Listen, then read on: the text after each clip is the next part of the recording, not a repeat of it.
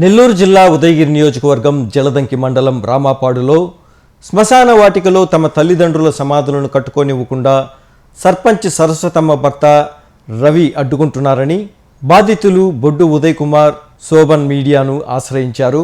దళితులమైన మాపైన చిన్న చూపు చూస్తున్నారని వాపోయారు. మీరు దళితులు, మీకెందుకు సమాధులు అంటూ సర్పంచ్ భర్త అంటున్నారని బాధితులు తెలిపారు.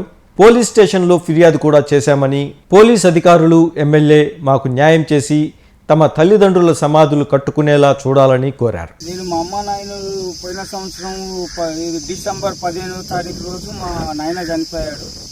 డిసెంబర్ 21వ తారీఖు రోజు మా అమ్మ చనిపోయింది. మేము వాళ్ళిద్దరు కలిపి సమాధి కట్టించుకుందాం అనుకొని మేమంతా చేస్తుంటే గత సంవత్సరం నుంచి పోలీసు వాళ్ళు కూడా మేము కంప్లైంట్ ఇచ్చాము. కాకపోతే ఈ ఊరు ప్రెసిడెంట్ అయిన ఉండం రవి గారు మేము దళితులం అని చెప్పేసి మాకు మీకెందుకు సమాధులు అని చెప్పేసి మాకు మొత్తం అంతా ఆపి అడ్డంగా చేస్తున్నారు.